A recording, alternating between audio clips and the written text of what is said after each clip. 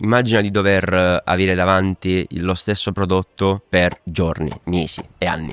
La gente mi chiedeva solo ed esclusivamente le Nike Air Force. Cioè sento l'esigenza di uscire un po' dallo schema della sneakers. Appunto avevo iniziato a personalizzare questo paio perché era molto in trend, no? L'ho personalizzato, ho creato i primi contenuti, video, post e pubblico. Mi scrive il direttore marketing, comunicazione di Adidas. Vogliamo a tutti i costi chiudere una collaborazione.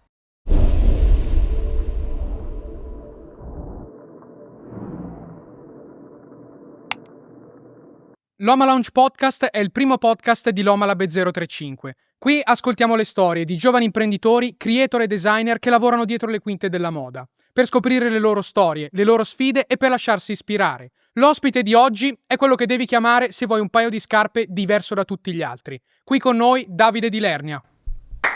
Ciao Davide. Buonasera, buongiorno. Benvenuto Davide. Allora, sicuramente io so benissimo chi sei, però immagina di trovarti davanti una persona che non sa minimamente quello che tu faccia. Come racconteresti il tuo lavoro? Allora, io sono, mi ritengo un designer specializzato nella personalizzazione prettamente di scarpe, ma anche di accessori e abbigliamento.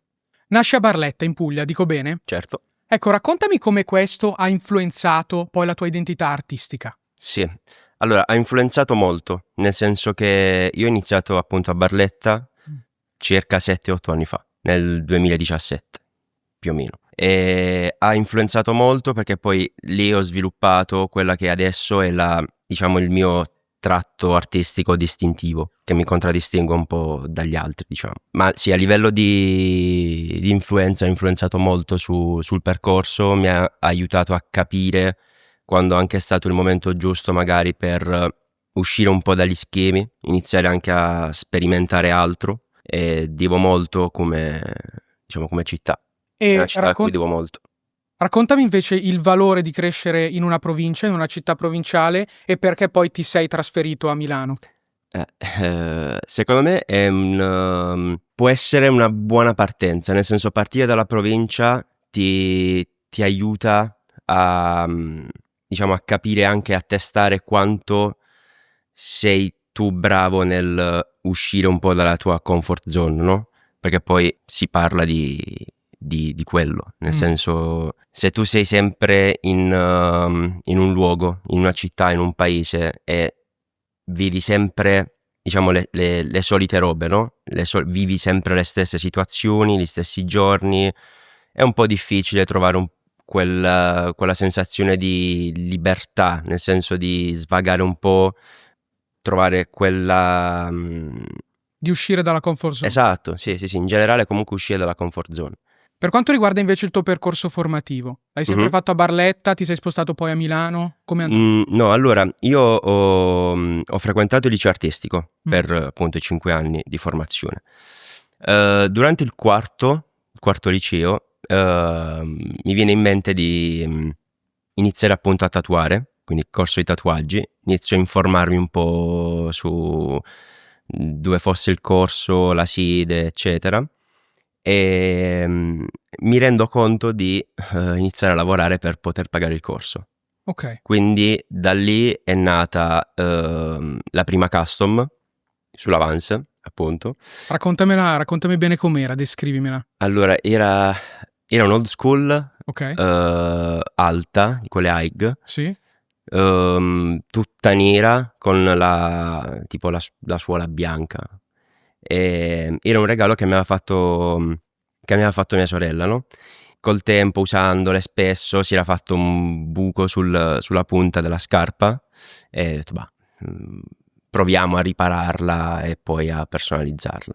Da lì poi ho fatto varie robe. Vabbè, adesso se la vedo adesso dico non è roba mia, effettivamente è roba che poi ho fatto io. E da lì poi ho iniziato a personalizzare appunto le scarpe a livello più locale, nel senso che appunto venivano i miei amici, conoscenti, mi lasciavano le scarpe e io sperimentavo su.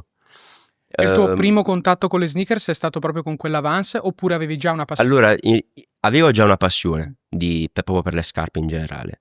Poi appunto diciamo, questo evento qua che si è presentato mi ha dato il modo di unire la passione per le scarpe e la passione per l'arte. Che comunque poi facendo liceo artistico ho sviluppato anche quella passione lì verso l'arte, scultura, pittura, un po' di tutto, diciamo. E quando hai iniziato a fare custom, avevi qualcuno a cui guardavi, un idolo, un mentore, qualcuno che ti ha influenzato in qualche modo? Allora, mi ricordo che in quel periodo lì, quando ho iniziato appunto, cioè la prima volta che ho messo mano su una scarpa, mi ricordo che appunto su Instagram mi uscivano già queste, diciamo, personalizzazioni su Air Force, ma erano prettamente americani. Cioè in Italia mi ricordo che non era ancora esplosa, cioè c'erano già persone o aziende che appunto facevano personalizzazioni su scarpe, ma non era ancora esplosa, no? Quindi è stata più una roba vista appunto sui social, provare e sperimentare appunto Questo siamo intorno più o meno a che anni? 2017 è stato intorno a ottobre del 2017. Che poi è stato il momento in cui la cultura hype, il mondo streetwear è esploso anche in esatto, Italia. 2016-2017 è stato proprio Il periodo è il stato boom. quello. Infatti poi all'inizio, ma in realtà fino a qualche anno fa, la gente mi chiedeva solo ed esclusivamente le Nike Air Force. Solo quelle. Solo Air Force. Sì. Quindi le definiresti le sneakers più customizzate di tutte? Ad ora sì. Cioè nel senso è pur sempre la scarpa che ho personalizzato per un tot di anni. Adesso sto cercando, cioè non è che sto cercando, cioè sento l'esigenza di uscire un po' dallo schema della sneakers. Cioè vorrei iniziare anche a sperimentare su altre silhouette di scarpe. Come? No? Ma anche boot, scarpe tecniche, comunque non basandomi più su quella che è la sneakers che vediamo tutti i giorni. Capisco. Ovviamente ci sta, nel senso ci sta anche il fatto di personalizzare la scarpa del momento, quindi magari la scarpa che è in trend magari, no? Se dovessimo andare a ripercorrere un po' i trend delle scarpe più customizzate negli ultimi anni, abbiamo, come hai detto prima, nel 2017 l'Air Force. Air Force, ma l'Air Force appunto è durato tipo dal 2017 al 2020, almeno, anche al 2021. Poi nell'ultimo periodo ho personalizzato molto Adidas, ho iniziato anche a sperimentare con Timberland, adesso sto personalizzando un paio di Puma, le Speedcat, che sono tornate poi quest'anno. Secondo me è scarpa del 2025, sì, le Speedcat. Sì. Insieme anche, il boot di Timberland, secondo me sarà di nuovo anche per quest'anno la scarpa dell'anno, ma anche, secondo me anche la scarpa la scarpa da barca di Timberland. Ho capito quella che intendi. Specie tipo mocassino, una roba del genere. E secondo te, appunto, forse me l'hai detto un po' prima, ma da dove nasce l'esigenza di spostarsi dalle sneakers a invece scarpe, diciamo, relative al mondo del lavoro? Perché anche da un punto di vista visivo più che altro, no? Immagina di dover avere davanti lo stesso prodotto per giorni, mesi e anni. Cioè tipo per 3 anli io vedevo l'Air Force e dicevo basta, cioè dopo 3 anni tutto quello che poteva dare. Sì, cioè ormai l'ho sperimentato, le ho aperte, ho fatto di tutto, quindi senti proprio l'esigenza di dover avere un'altra scarpa in mezzo alle mani, cioè proprio tra le mani senti proprio l'esigenza di avere un'altra scarpa, di avere altre forme anche, vedere anche altre calzature in generale. Me l'hai detto prima, le tue prime influenze arrivano dai social network, no? Sì. Quanto è importante comunicare sui social network oggi per far conoscere lavori come i tuoi? Allora, è tanto importante perché c'è stata anche un'evoluzione nel comunicare, nel senso che io ho notato in prima persona questo cambiamento perché non ero solito nel fare video dove personalizzavo la scarpa, facevo vedere i vari step, quindi dall'inizio alla fine. Prima era più un faccio quella custom lì, la creo, scatto una foto, faccio delle foto e pubblico. Quindi diciamo per un po' di tempo è stato così. Adesso secondo me la gente, oltre che a acquistare il prodotto, vuole anche vedere come è stato realizzato. Cioè la gente non vuole più il prodotto finito, bello, pronto per essere indossato, ma vuole anche sapere come l'hai fatto, come l'hai creato, quali sono tutti gli step della creazione. Quindi è stato anche questo il motivo per il quale ho iniziato a fare video dove appunto faccio vedere, diciamo, come realizzo una custom, e è stato anche il modo per poi far conoscere il prodotto a più gente, quindi Certo. allargare un po' quella che è la community. Che poi le persone si sono interessate anche a tutto il contorno della sneakers, come ad esempio la scatola, no? Se penso alle Certo. scatole custom. Certo, sì. Ho intrapreso questo percorso con Leo Ok, Canton. Leonardo Canton è Sì. un designer Fortissimo. fortissimo. Ci siamo conosciuti tipo 2 anni fa. Ok. Mi aveva scritto su Instagram e all'inizio però all'inizio lui mi aveva proposto un progetto, ma che non era il progetto delle box personalizzate. Era tipo, se non sbaglio, non mi ricordo bene, ma mi sa che era una specie di brand che lui stava avviando. Al che poi iniziamo a parlare, a scambiarci informazioni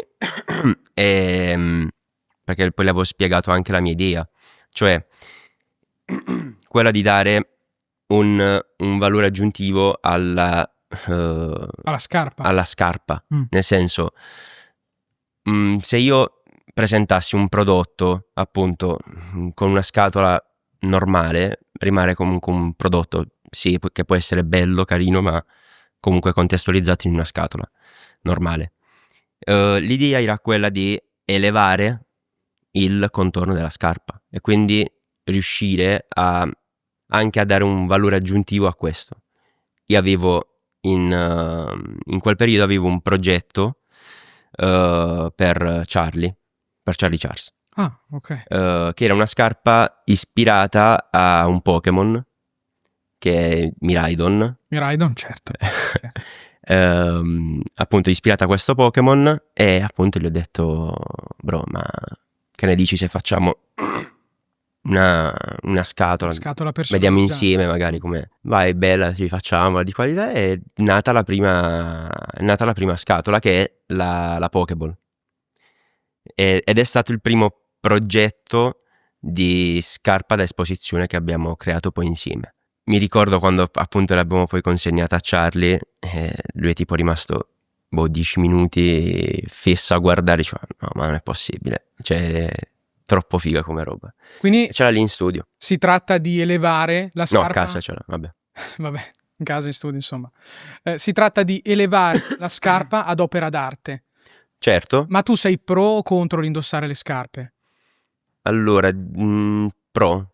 Cioè, senza dubbio pro. Spieghiamolo meglio, indossare sneakers che comunque hanno un valore, che allora hanno su un quello lavoro sì, dietro. sono molto pro. Nel senso che non sono scarpe che nascono come magari scarpa da esposizione o oggetto d'arredamento, capito? Cioè nascono comunque come scarpe comunque limitate, tanto limitate, perché poi ci sono scarpe davvero che hanno dei valori. Beh, alcune sono proprio uniche, no? Sì. Le fai proprio per il No, personaggio. io intendo a livello industriale, no? Ok.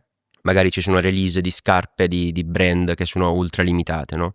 Ma sono comunque destinate all'utilizzo odierno, cioè le utilizzi tutti i giorni. Poi è ovvio che si rovinano, quella è normalità. Mentre nel mio settore, io la divido in 2 parti, nel senso che c'è la parte con appunto scarpe da esposizione, magari scarpe che il cliente tiene lì in casa esposte e non utilizza, magari scarpe che il cliente utilizza tutti i giorni, magari poi mi manda anche il feedback dopo anni o mesi, mi dicono: minchia, fra, questa scarpa che ho fatto da te 2 anni fa è ancora intatta. Quindi hai dei clienti anche affezionati? Sì, che tornano? molto. Ne hai alcuni famosi e ce li vuoi dire? Ma in realtà Charlie, lui mi ha appunto, diciamo, ci sentiamo ogni tanto. L'ultima che gli ho fatto mi aveva chiesto di modificare una specie di ciabatta, Ok. perché appunto aveva acquistato un numero in meno, tipo non gli andava bene.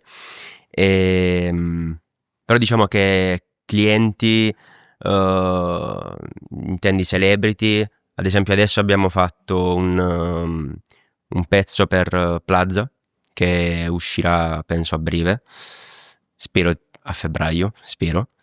Abbiamo fatto un pezzo per lui dove appunto abbiamo studiato sia la scarpa, diciamo a livello di design, ma anche il packaging, perché l'idea mia, che poi appunto parlando con lui mi ha detto bro bellissima, cioè ti do carta bianca, falla. L'idea mia, la mia proposta è stata di creare questi due boot di Timberland che lui mi aveva chiesto, uno nero e uno classico, e l'idea è partita dal fatto che ho pensato sarebbe figo creare un packaging dove lui si può sedere, magari cioè tu sei seduto qui, hai uno spazio qui dove hai al di sotto dove hai le scarpe, le prendi, le indossi, no? Appunto ho chiamato Leo e ho detto bro, io ho questa idea, sviluppiamola. Poi lui ha disegnato appunto queste forme, diciamo, di divano, di questa poltrona, e gli abbiamo realizzato questo oggetto d'arredamento, ma che funge anche da box per le scarpe, ed è appunto un pezzo di design.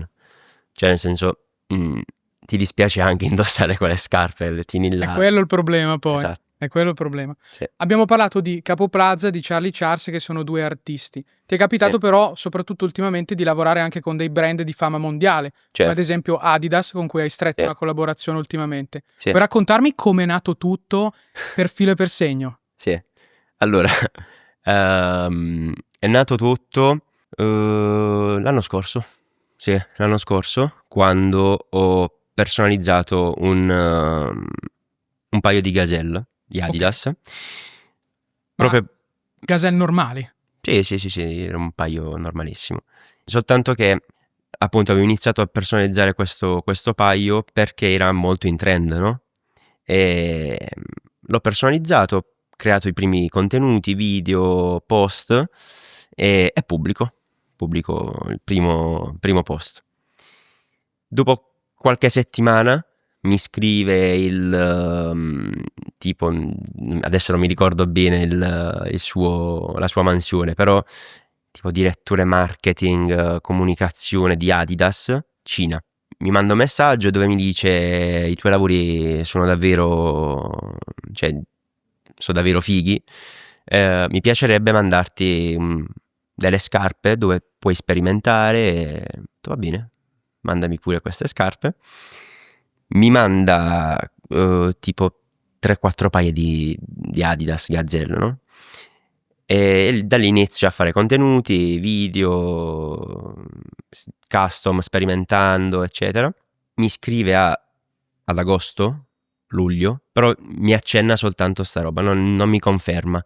Mi scrive e mi dice guarda, ci piacerebbe averti come ospite durante la Fashion Week di Shanghai, e vogliamo a tutti i costi che diciamo di chiudere una collaborazione.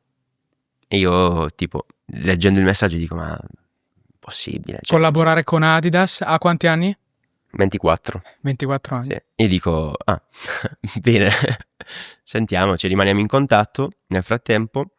E tipo a settembre mi chiede subito di fare una prima videochiamata con tutto poi il mio team, e da lì ci siamo organizzati sul concept che avrebbero dato alla scarpa, perché poi il tema qual è stato? Che loro appunto a ottobre/novembre, quando poi sono andato, hanno lanciato la scarpa per quello che è il prossimo anno, sia quest'anno, che è la Superstar. Loro erano concentrati sul tema tipo Opium, volevano fare una roba molto dark, però comunque con la mia identità. la roba che, cioè diciamo, del quale sono rimasto sorpreso è stato il fatto che loro volessero il tratto distintivo che è la cucitura. Cioè loro mi avevano detto: noi vogliamo che tu disegni una custom che tu riesci a fare in meno tempo, ma riuscendo a fare magari la cordura di 50 paia. Ma vogliamo che tu mantieni il tuo tratto distintivo. Quindi per me il goal, chiamiamolo così, è stato quello. Cioè loro mi hanno chiamato per un tratto che mi contraddistingue da magari altri che personalizzano anche loro scarpe. Quindi diciamo è stata quella il punto di forza. Perché raccontiamolo, la cucitura è un po' quello che tu metti in tutte le custom Sì, che fai. sì, esattamente. Poi anche lì diciamo c'è una storia dietro, diciamo, questo tratto che poi si è sviluppato.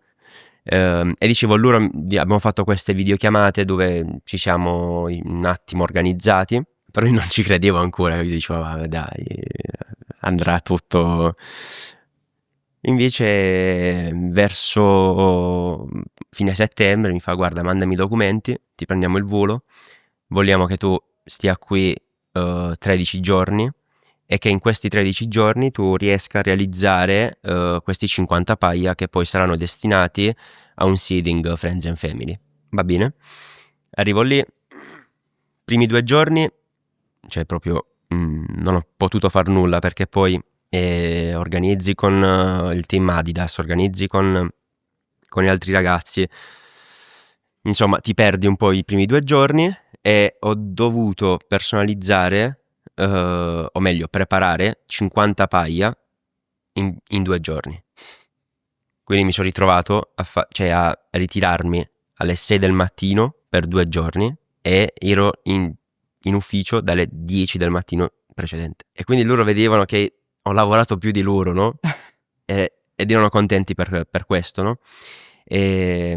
Soltanto che alla fine non siamo riusciti a terminare i 50 paia, perché erano davvero tanti, cioè era una quantità folle. Siamo riusciti però a realizzarne 36, 37, che comunque per averli fatti in 4 giorni in totale, 5 giorni, è stata una bella sfida. E loro poi sono rimasti molto contenti. Magari uno degli obiettivi che ho in futuro è proprio quello di disegnare, cioè di creare il design della scarpa. Non mettendoci mano e quindi personalizzandola, ma proprio creare il design. Quello sarebbe uno degli obiettivi che ho per i prossimi anni magari. Adidas ti ha chiamato e ti ha esplicitamente chiesto di mettere la tua firma, il tuo segno distintivo che è la cucitura. Raccontami come nasce questo segno distintivo. Allora, nasce quando ancora ero appunto a Barletta, in Puglia. Nasce perché prima di creare queste custom dove riciclo denim, oppure appunto c'è il tratto della cucitura, eccetera, io creavo delle, chiamiamole così, custom un po' più commerciali. Sai, le classiche, magari il tessuto del brand X sulla scarpa, lo cuci. Insomma, erano custom molto commerciali.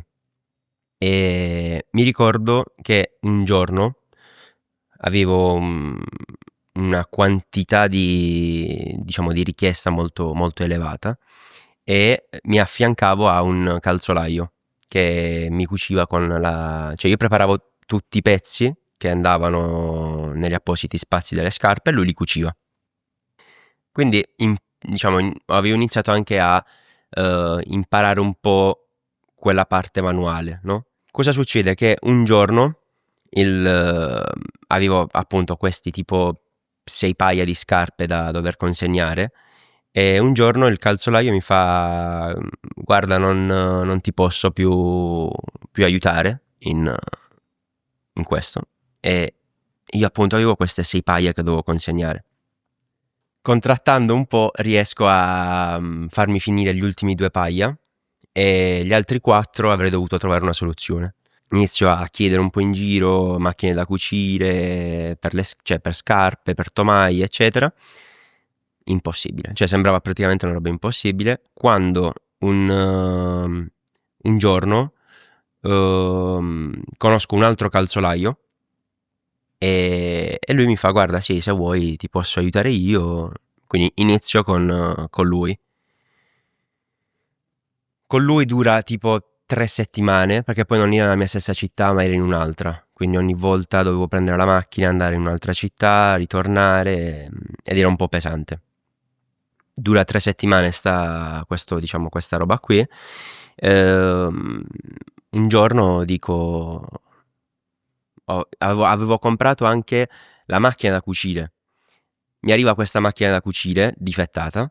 Inizio a cucire magari la prima tovaglia e mi accorgo che non cuciva, Non funziona. non funzionava. Chiamo il tecnico della macchina, lui mi fa: guarda, qui serve un pezzo che purtroppo non producono più. Quindi chiamo il tipo che mi ha venduto la macchina, gli dico: guarda, ho chiamato il tecnico e mi ha detto questo, gli restituisco la macchina e da lì ho detto: beh, adesso come cucio? Quindi ho iniziato a cucire a mano, ho iniziato a proporre ai clienti questo tipo di cucitura, e da lì poi è stata tutta un crescere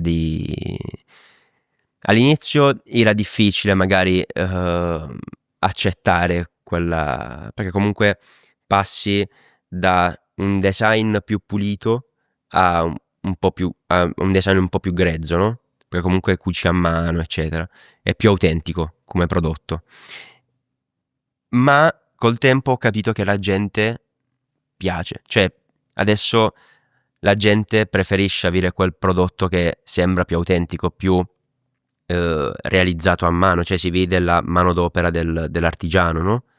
E quindi appunto Adidas, poi grazie a questa diciamo, a questo evento qui che è successo, che cioè in quel periodo era proprio un evento che ho detto: minchia, cioè aspetta un attimo, adesso mi devo un attimo riorganizzare tutto. Poi col tempo ho sviluppato questa roba che è nata poi per caso. È nata perché avevo questa scarpa con il denim che dovevo cucire, che avrebbe dovuto cucire lui con la macchina, quella cucitura lì. Cioè ormai la gente mi chiede quello. Ed è molto positivo come, diciamo, come fattore. È un segno distintivo a tutti gli effetti. Esatto, cioè perché appunto è una roba per il quale la gente ti riconosce. Tant'è che ce l'hai anche sul cappello che hai oggi. Sì. Questo è stato, diciamo, ne avevo già fatti altri col denim insieme a un altro mio amico, e soltanto che questo l'ho sperimentato così, diciamo, senza tessuti, senza nulla, direttamente sul cappellino.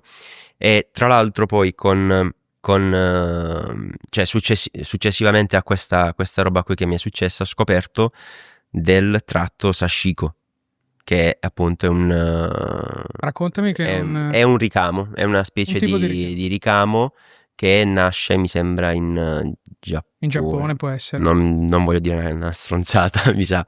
Dal nome suona. Sì. Quindi poi da dopo ho scoperto questa roba, ma non era mai, cioè non è stata una roba fatta apposta, è nata così, a caso. Quanto sono importanti i trend all'interno del tuo lavoro? Cioè quanto nel momento in cui vai a fare una custom guardi la tendenza o guardi effettivamente quello che ti senti dentro e agisci di conseguenza? Allora, i trend sono importanti, nel senso che ti parlo sempre nel mio caso, no? Nel mio caso io magari vedo Timberland è una scarpa una sneakers, un boot in trend, no? In super trend, soprattutto Esatto. l'anno scorso. Esattamente. La roba che sul quale mi concentro di più è riuscire a portare il mio tratto distintivo sulla scarpa che scarpa. è in quel momento in trend, no? Quindi senza perdere comunque l'estetica, il tuo tratto artistico, cioè senza perdere quello. Quindi è importante perché poi ti aiuta a raggiungere, ad ampliare il tuo pubblico, perché alla fine è quello, nel senso, se tu proponi una scarpa che andava nel 2020, rimani un po' lì. Invece magari proporre sempre la scarpa nuova, ma renderla comunque riconoscibile, Da quando hai iniziato a fare questo lavoro, l'abbiamo detto prima, nel 2017, le scarpe hanno avuto una parabola che negli ultimi anni si sta un po' consumando, sta un po' andando Sì. verso il basso. Che cos'è che ti spinge a continuare a fare quello che fai tutti i giorni? Allora, è vero, il mercato delle sneakers è un po', diciamo, cambiato negli ultimi anni, ma secondo me più il mercato del resell. Mm. Nel senso che il resell non spinge più come spingeva una volta. Nel senso, le scarpe che trasmettono realmente qualcosa, le release che trasmettono davvero qualcosa, iniziano ad essere sempre di meno, no? Quindi a lasciare sempre di meno il segno. Oppure magari la gente anche si è stancata di avere magari la scarpa che in primis possono avere tutti, quindi sono sempre alla ricerca della scarpa autentica, diversa, che sia comunque personale, che racconti più di se stessi. E quindi ti dico, questo mercato qui lo divido sempre in due parti, perché sì, è vero, il mercato delle sneakers comunque ha degli alti e dei bassi, magari li può riavere anche, ma io noto sempre che la gente cerca sempre di diversificare, nel senso di rendere comunque diversa la scarpa. Quindi c'è sempre quella ricerca più fetta nel ricercare il prodotto di nicchia, la scarpa di nicchia, la custom di nicchia, che secondo me Ed è lì che ti vai ad inserire tu, sì, quindi nella persona che vuole avere la scarpa unica esatto. o personalizzata secondo appunto quelli che sono... Soprattutto, diciamo sì, che voglia appunto la scarpa unica, ma soprattutto che apprezzi quello che è appunto il tratto artistico. Cioè che io voglio che il cliente che compra la scarpa,